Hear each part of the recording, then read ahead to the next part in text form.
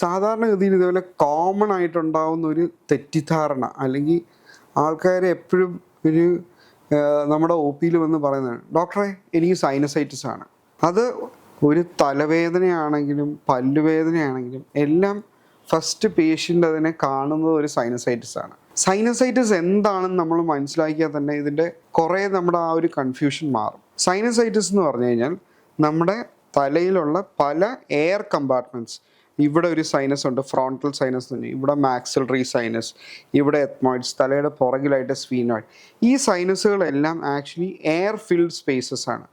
ഈ സ്പേസിൽ air filled ആയതുകൊണ്ടാണ് നമ്മുടെ തലയിലൊരു ഹെവിനെസ് ഫീൽ ചെയ്യാത്തത്. ആ ഒരു ലൈറ്റായിട്ട് നമുക്ക് ഒരു എയർ ഫിൽഡ് സ്പേസ് ഉള്ളതുകൊണ്ടാണ് ആ ഒരു ഹെവി ഹെഡായിട്ട് നമുക്ക് തോന്നാത്തത്. നേരെ മറിച്ച് ഈ എയർ ഫിൽഡ് സ്പേസിലോട്ട് കഫം കെട്ടി നിറയുമ്പോഴാണ് നമ്മൾ സൈനസൈറ്റിസ് എന്ന് അതിനെ പറയുന്നത്. അപ്പോഴാണ് നമ്മൾ കോമൺ ആയിട്ട് ഒരു തലവേദനയെക്കാട്ടിയും കൂടുതൽ ഹെവിനെസ് ഓഫ് ഹെഡ്, തലയിൽ ഭാരം തോന്നുക, ഇങ്ങനത്തെ കാര്യങ്ങളാണ് നമ്മൾ സൈനസൈറ്റിസ് ഫീൽ ചെയ്യുന്നത്.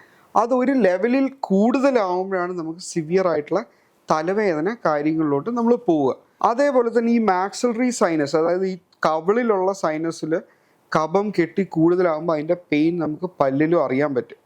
പക്ഷേ അതിന് മുമ്പായിട്ട് നമുക്ക് ആദ്യം ഒരു കോൾഡ് വരും, കോൾഡിൻ്റെ കൂടെ പനിയാവും, മൂക്കടയും, കഫം കെട്ടി നിൽക്കുന്ന ഫീലിംഗ്, ഇതെല്ലാം വന്നതിന് ശേഷമാണ് നമുക്ക് അതിൽ ഒരു ലേറ്റർ ഓൺ സ്റ്റേജിലാണ് പല്ല് കാര്യങ്ങളിലോട്ട് പെയിൻ എത്തുക.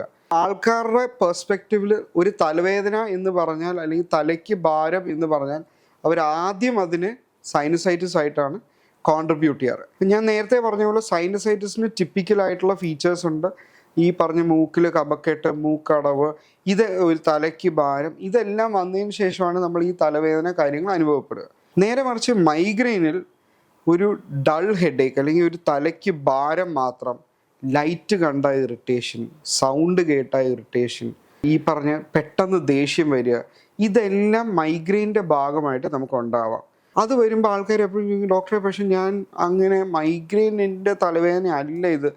യൂഷ്വലി നമുക്ക് ചെയ്യേണ്ടി വരിക എന്ന് പറഞ്ഞാൽ ചില സിറ്റുവേഷനിൽ പേഷ്യൻ്റ് നമ്മൾ എൻഡോസ്കോപ്പി ചെയ്ത് മൂക്കിനകത്ത് കഫം ഇല്ല എന്ന് പറഞ്ഞ് കൺവിൻസ് ചെയ്യേണ്ട ഒരു അവസ്ഥ വരാറുണ്ട്. കാരണം പേഷ്യൻ്റ് ഉറപ്പായിട്ടും വിശ്വസിക്കുന്നത് എനിക്ക് സൈനസൈറ്റിസ് ആണെന്നാണ്. സൈനസൈറ്റിസ് കാരണമുള്ള തലവേദനയെക്കാട്ടി കൂടുതൽ നമ്മുടെ നാട്ടിൽ മൈഗ്രെയിൻ കാരണമുള്ള തലവേദനയുണ്ട്. മൈഗ്രെയിൻ്റെ തലവേദന ഒരു സൈനസൈറ്റിസിൻ്റെ തലവേദനയായിട്ട് തെറ്റിദ്ധരിക്കാറുണ്ട്.